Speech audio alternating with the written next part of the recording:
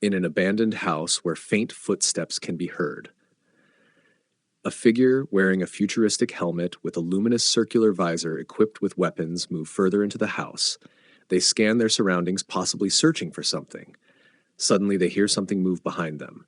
They follow the shadowy figure to find a young boy, a child with messy, dark brown hair who is covered in scars. He looks as if he has been living here all alone. He sprints in an attempt to escape as the men try to capture him.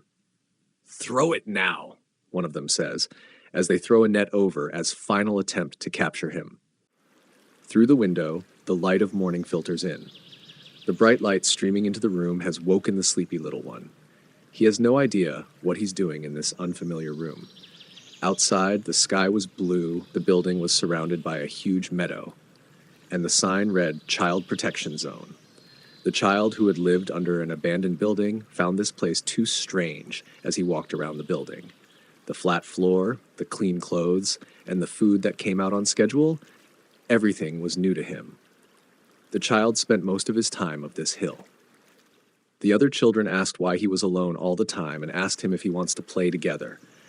But the child was scared of the other children since he had never interacted with people before. Scared, he hissed and got on all fours like a feral cat to scare off the children. It worked, frightened the children run away in all different directions. Small butterflies flew above him.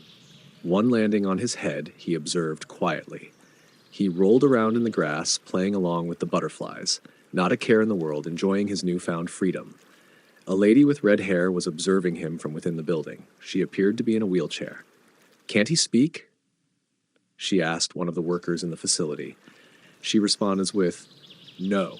She further explains that he doesn't seem to have a disability and that he hasn't learned how to communicate with people. But he looks like he can understand the words or even comprehend them. The rescue team said that he probably grew up with animals and not around people. The lady with the red hair responds back with, "Like Mowgli." The worker confused, "Mowgli?" The lady with the red hair laughs and says that it's understandable that the young folks have not heard of that name before. She says that it's a story from before they were born. The bell rings and the children can be seen running towards the caretaker. The boy notices that the teacher appears to be calling out names and handing them letters. "What is that?" the child thought. He heard a voice from behind him. "That's a letter from the sponsors. Sometimes they send gifts like that," the girl said, looking at him. She asked the child if he had a sponsor. The girl explains that a sponsor is someone that takes care of you. While children are playing, one of them says adults are kind, but the other kid tells that they are the exact opposite and that they're all bad. "Let's just say that half are kind and half are bad," says that girl, finding a common middle ground. While eating supper, the girl explained that a kid named Matthew had gotten a huge toy from his sponsor last time, and he wouldn't stop bragging about it.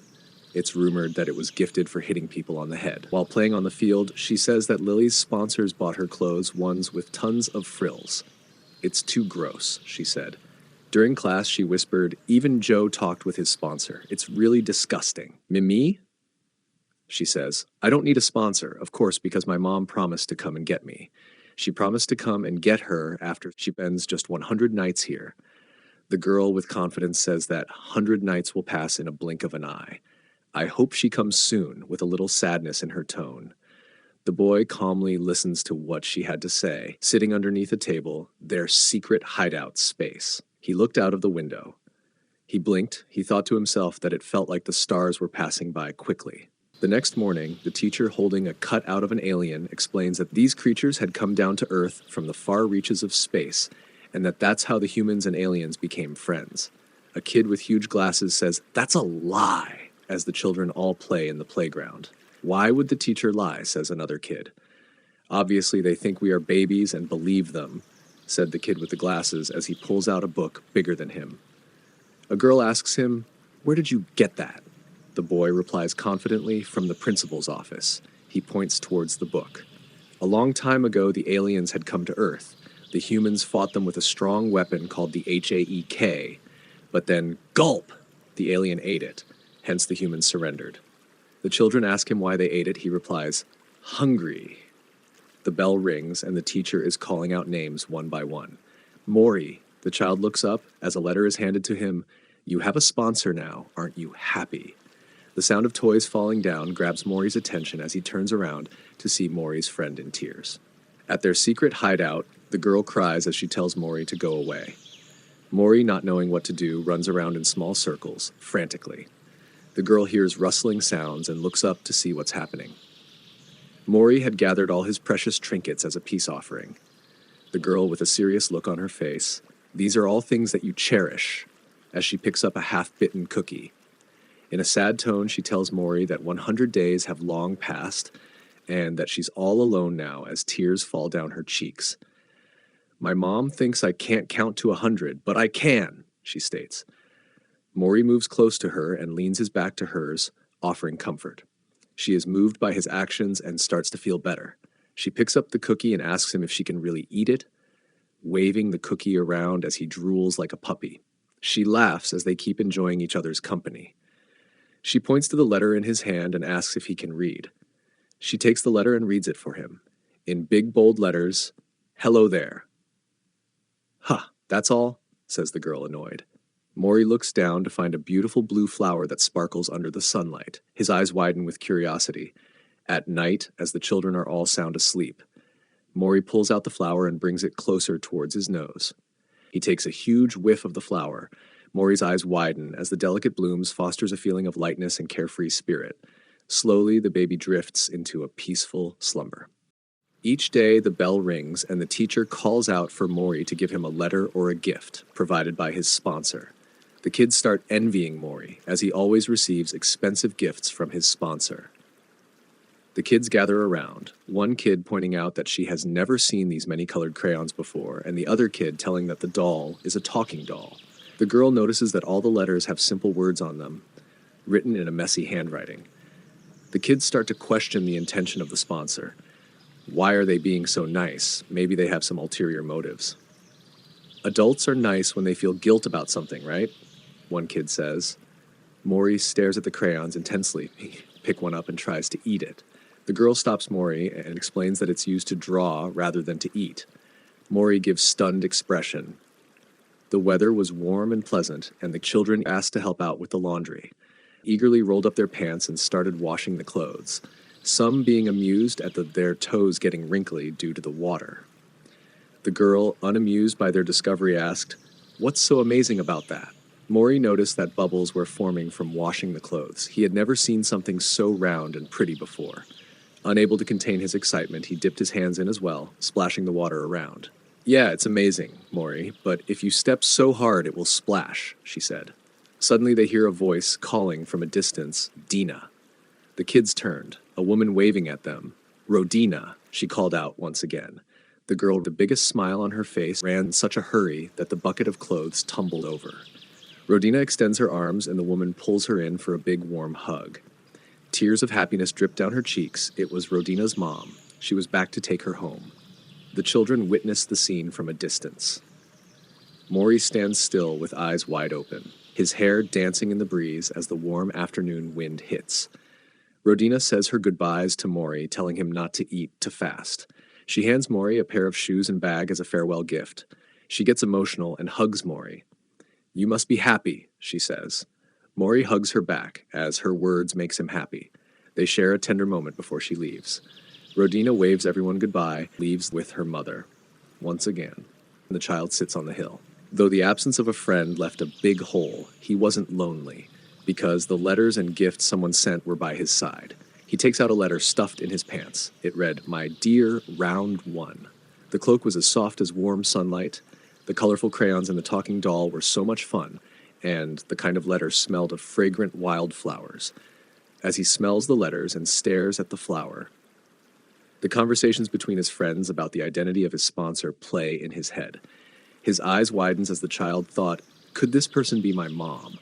The child packed his things in the bag his friend gave him, saying goodbye to the orphanage in the distance, just like Rodina did.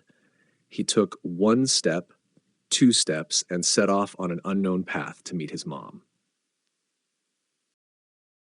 The child woke up from his slumber. The train he had boarded without thinking was already taking him on a long journey to meet his mother. Mori got off and waved the train goodbye. Through his curious round eyes, he saw an endless sea of golden waves surrounding him. He began his journey. He took a few steps when he noticed that the ground started to tremble beneath his feet, and the scattered stones jittered. In the distance, something was approaching in his direction. They were riders on motorcycles, their weapons glinting menacingly under the harsh sun as they charged straight toward him. Mori's chest tightened with terror, and he stumbled backward before breaking into a desperate sprint.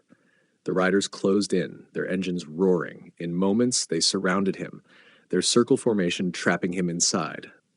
Unbeknownst to them, a figure loomed on the hilltop, silently observing the chaos below. Perched on a sleek motorcycle, he sat motionless, a man with crimson skin and long white hair. The riders dismounted their motorcycles as they stared at Mori with confusion. "Is that even a human?" one of them asked, narrowing his eyes skeptically. "If it is," another chimed in, "why is it so small?" Their voices grew louder as they speculated, some leaning closer to inspect him, while Mori stood there frozen. One of the riders tilted his head. "Think we could sell it?" he sneered, stepping closer. "Or maybe we just eat it," he suggested, his tone disturbingly casual. "No one would even notice if it's gone." Slam! The ground shook as a massive creature with curved, menacing horns landed behind them, its towering form casting a shadow over the riders. "Who said you could touch it as you please?" the creature growled, its voice deep and guttural. It grabbed one of the guys by the face, its massive palm easily engulfing the man's head. "A thing so small wouldn't even reach my liver." The creature caught sight of something on Mori, something faintly familiar, but before it could make sense of it, bang! One of the riders collapsed. In the distance, the man with crimson skin and white hair appeared again, speeding toward them on his motorcycle. The glint of mounted weapons shimmered in the sunlight, and the roar of his engine cut through the frantic shouts. The horned creature sneered, its deep voice booming, "It's just a rider! Don't panic. It's just one of them." The men start to attack back. He maneuvered through the shot taken at him. The creature charged at Ryder. Boom! The collision sent a shockwave rippling through the air. Ryder was quick. Too quick. In a split-second move, he leapt off his bike, vaulting over the creature. While airborne, he took aim and fired. Mori shielded his face as dust and debris exploded outward. The rider skidded back to the ground with a flawless landing. The impact of the shot left a gaping crater in the earth. "How dare you," he growled, "trespass in my territory." His piercing crimson eyes shifted, locking onto Mori. The boy, standing amidst the chaos, froze as the rider's imposing figure loomed over him. "And what is this now?" the rider muttered, his voice tinged with curiosity. Mori clenched his fists and took a shaky stance, his face twisting into an expression of anger. Ryder mumbled, "AIA." Beside him, a small floating robot began to scan Mori. After a brief pause, the robot's metallic voice cutting through the silence, "It's a human infant." He remains silent for a moment, his intense gaze piercing through Mori. Busting out into laughter, he says, "Hi there, little one." Mori was stunned with a blank expression. "You must be scared," he said softly as he introduces Aya, the robot. He asks if Mori was lost. "This rider will take you home," he says, smiling. Mori looked up with a mix of hope and amusement in his eyes. "It might be tender, but there's too little meat. We'd only get about 300. Still, it's not bad money. Should we sell it to the caves alive? Some crazy folks might want it as a toy. For something so scruffy, its clothes look pretty nice. If we put it up for auction," he thinks as he notices something on Mori's cape. As he takes a closer look, his expression shifted as a cold shiver ran down his spine, his instincts suddenly on edge. He quickly makes excuses that he is late, and that Mori could find his way home without waiting for an answer. He swiftly mounted his bike, and in a flash, he zoomed off.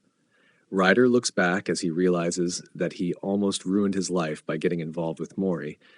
It was something about the symbol of his cape.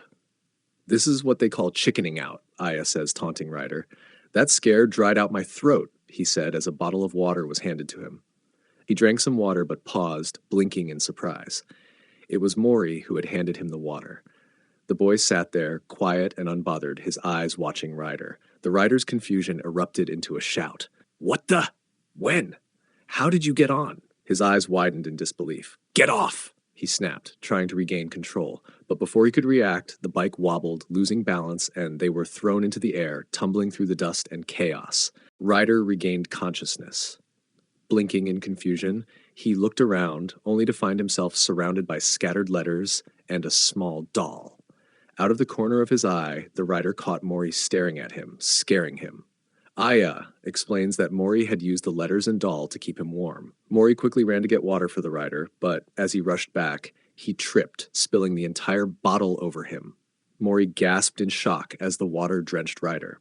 Frantically searching for something, Ryder, with a sharp realization, "It's you," as he notices the same symbol on the letters. That symbol, no doubt about it. Patch! The beginning and the end of the universe. Only the owner of the patch and those he permits can use this symbol. For the others to carelessly threaten them is like hastening their end to tomorrow.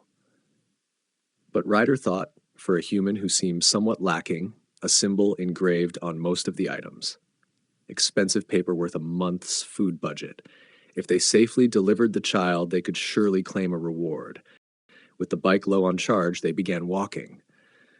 "You know, kid, I'm your lifesaver," he said with a grin. "This is me, doing a good deed, helping the helpless. Aren't you lucky?"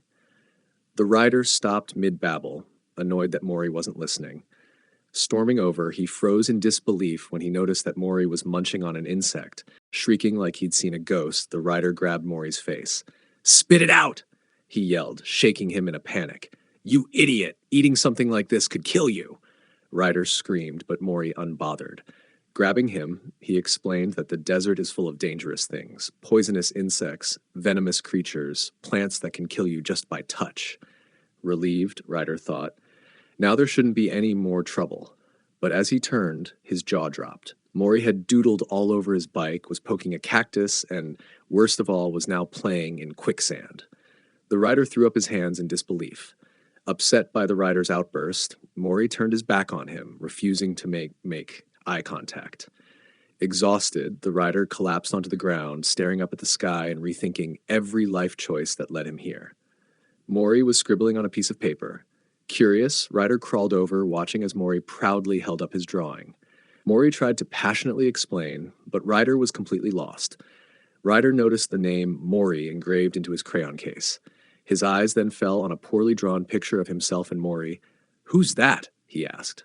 Mori pointed back at him, his eyes wide in shock, and stared at the drawing for a long time. It was the first time someone had drawn him. "You seem to be in a good mood," the robot teased Ryder as he denied it. The robot has a chat with Mori, as Ryder couldn't help but give a small, amused smile. Lying on the ground, exchanging words, as the stars above slowly took over the sky morning, they were back on their way, but once again Mori got distracted. His eyes widened in shock as he saw Mori, completely unfazed, interacting with a desert creature. Flames erupted violently, engulfing Mori in a blazing inferno. Ryder's voice cracked with urgency as he fired frantically at the desert creature, its monstrous silhouette looming amid the chaos. Without a second thought, he charged toward the fire, driven by sheer determination to save Mori. The flames soared skyward. Ryder despaired at the flickering flames. The child would be burned black, leaving no trace. But right at that moment, the cloak fluttered. It made the flames disappear one by one, just like a magical cloak. Just like that, the flames vanished into thin air, leaving behind only an eerie silence. Everyone stood frozen in disbelief. Even the desert creature that had unleashed the inferno appeared at a loss for words. "Are you okay?" Ryder asked, his voice laced with shock. Mori nodded. Relieved, Ryder stepped forward and placed a firm hand on Mori's shoulder. He glared at the creature, suddenly aiming a weapon at them. Ryder, the robot calls him. The desert creature was protecting its baby, it explains to Ryder, but he replies back asking why the creature was playing the victim after setting the fire. Yelling, he continues, "Is your kid the only child here? This one's a child too, you idiot. He almost became barbecue, you know?" Once again, Aya urgently tried to grab Ryder's attention, her voice rising above the trembling earth. "Something's coming from below," she warned, as the ground shook violently. The moment of truth arrived as an enormous desert creature burst forth from the depths, its colossal form towering over them, casting an ominous shadow. "Damn it, it's an adult," Ryder thought, panic and strategy battling for dominance in his mind. "First, I need to get Mori out of here." It's coming! Aya shouted, her tone sharp with urgency. Ryder clenched his fists, his gaze steadying as he prepared himself for the battle ahead. To their astonishment, the towering creature leaned down, delivering a firm knock to the smaller desert creature's head. With a deep, rumbling growl, it pushed the smaller one's head forward in an apparent gesture of apology toward Mori. Ryder, caught off guard, hesitated before blurting out, "You! Don't think I'll let you off easy." The baby desert creature approaches Mori and hands him a shiny yellow crystal. Its bright gleam caught Mori's attention, and after a moment of thought, he dug into his bag, retrieving one of his cherished trinkets, a delicate feather. The exchange was made with mutual excitement. The young creature accepted the feather joyfully, chirping with happiness, and the two began to run around Ryder in playful circles. They bid their farewell as the baby creatures hopped onto their mother's back. The babies waved their small limbs enthusiastically. Mori and Ryder waved back, watching as the family disappeared into the horizon. Mori's gaze lingered on the baby, holding tightly to its mother's back. Almost instinctively, he clutched his cloak closer. Ryder, noticing the gesture, turned to Mori. "You know," Ryder said, his tone both firm and thoughtful, "you almost got hurt back there. The only reason you're okay is because of that cloak. It's like a magic cloak or something. It made the fire vanish, didn't it? Looks like it has some serious protection, and I bet it regulates temperature too. You've never felt too cold or too hot wearing it, right?" Mori's eyes widened with realization, sparkling as they shifted to the cloak. Ryder grinned. "Be grateful to whoever gave it to you," he added with a hint of seriousness. Mori nodded, running his fingers over the fabric, his mind swirling with gratitude and wonder. Once again running in small circles around Ryder, night fell, casting a serene stillness over the desert. The image of Mori holding the cloak in his hand stuck in his mind. Turning to Aya, he broke the silence. "Aya, give me all the data we've got on humans." Aya's voice chimed in, calm but clipped. "This is all the data we have," his gaze shifting toward the vast, starry sky. "Then that kid must have a mother too," he mused aloud. "Unlike us, who divide, humans reproduce. Long ago, when the masters of Earth briefly left for space and returned, many life forms had been born in the meantime. Among them was an animal with high greed and strong violence. Humans. They wanted to believe everything was theirs, from a single blade of grass beneath their feet to other humans. Their numbers were gradually decreasing and disappearing. Seeing how things had come to this, it seemed the powerful ones didn't care much about their offspring." Ryder shifted his gaze to Mori, who was sleeping peacefully beside him, the cloak draped snugly over his small frame to keep him warm against the chill of the desert night. With a quiet sigh, Ryder rolled over toward him, gently taking one of Mori's tiny hands into his own. The size difference was stark. Mori's small fingers barely wrapped around Ryder's thumb, but the boy instinctively grasped it in his sleep. There, under the faint glow of the stars, was a faint smile playing on Mori's lips, a look of quiet contentment that seemed to ease the weight Ryder always carried. Ryder's eyes widened as this interaction was all new to him. For a moment, the vast desert around them felt a little less lonely. Ryder couldn't resist the moment and playfully poked Mori's cheek. The boy stirred, rolling over with a soft murmur, his reaction bringing a quiet chuckle from Ryder. Amused, Ryder watched for a second longer before a smile spread across his face. The rare moment of lightheartedness warmed the night, softening the desert's usual harshness. In a distant location, an alien with piercing blue eyes stood in a dimly lit chamber, his gaze sharp and unyielding as he spoke into a communication device. "I have detected the presence of the cloak," he said, his voice cold and resolute. "Its energy signature is unmistakable. Rest assured, I will find it, without fail." Mori slowly stirred awake, his senses gradually returning as he blinked at the soft glow of the world around him. He realized he was lying on a patch of grass, surrounded by endless greenery in what seemed to be the middle of nowhere. Startled, Mori quickly sat up, his eyes scanning the unfamiliar landscape.